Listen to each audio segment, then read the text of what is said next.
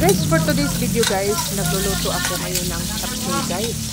So, ang pangtaho ko sa chapsoy guys, yung tenderloin sa baboy guys. So, of course guys, imikos-mikos ko muna yung bawang at saka sibuyas natin dyan hanggang magiging brown yan siya guys. So, ayan na guys, brown na siya. I-add natin yung pork or tenderloin na baboy. Yan yung pinaka guys, malaman sa baboy guys. So, kailangan na natin guys, imikos-mikos yung pork doon sa bawang at saka sibuyas.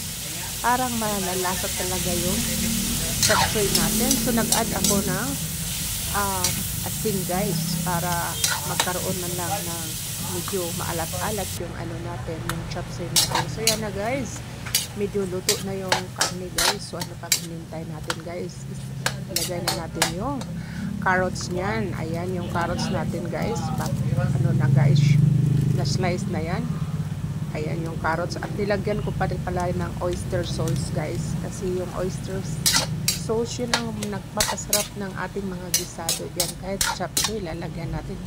Pero depende po sa inyo yan guys kung anong ilalagay nyo sa inyong mga ulam. Ako, nahilig kasi ako sa oyster sauce habang nagluluto ako ng gisado.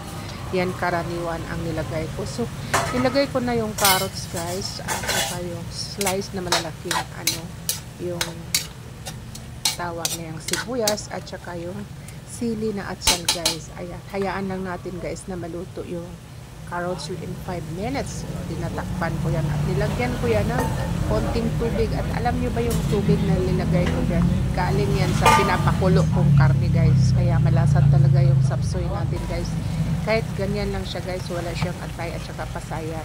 Tumpak na yan guys dahil maganda, masarap naman ang chapsoy kung masarap ka magluto. So, nilagay ko na yung Baguio beans guys kasi yan, madali lang naman maluto yung Baguio beans. Tapos hinayaan ko guys na matakpan ko yan.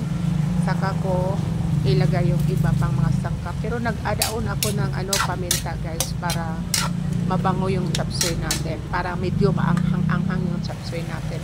Ewan ko sa inyo guys kung anong nilalagay nyo dun sa chapsoy mo. Iba-iba kasi yung recipe natin. Ito yung chapsoy, my own recipe. So, inad ko na yung sayote guys.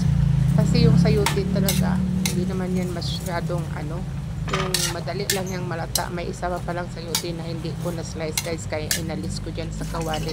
Asensya na guys ha. Kasi alam nyo sa pagmamadali natin sa pagluto, minsan makaligtaan natin yung iba hindi pa pala na-slice. So, mikos-mikos lang tayo mga palalag ko dyan. Thank you so much sa mga nag-watch sa aking video dito sa YouTube. Sana magkaroon tayo ng maraming views para makapagsweldo tayo. So, nag-add na ako ng tubig guys. Dahil yung tubig guys, kulang pa kasi. Kailangan natin medyo malata yung natin, gulay natin. Saka natin ilalagay yung harina. Pero hindi ako nagamit ng harina guys. Sinamit ko cornstarch. So, ayan na guys, medyo malambot na guys. Tinitikman kung masarap na ba yung lasa. O, okay naman. Medyo kailangan pa natin lulutuin pa natin yung gulay. Yung iba kasi hindi nagluluto ng chapsoy guys. Yung hindi nila talaga half cook lang. Pero kasi kami dito, walang mga ibin yung iba dito. Kaya kailangan lutuin talaga yung mga gulay natin dahil matitigas para sa kanila. Bagay lang yan guys sa kumpleto yung ipin. So, thank you so much sa mga nag-comment sa aking video. Ayan, nag-view sa aking video. Hindi ko na nakabain guys dahil marami pa akong gagawin. Yung kailangan na lang natin ilagay yan guys, yung dahon-dahon na lang, yung Chinese cabbage guys, at makumpleto na yung pagluluto natin sa chapsoy.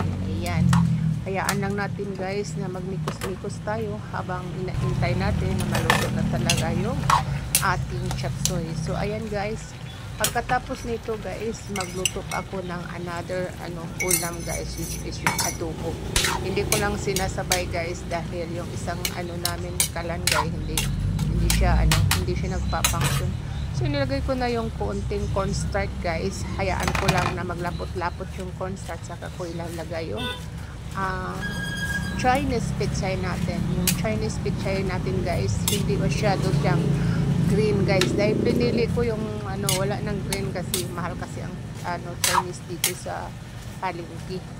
Yung galing talaga sa bundok.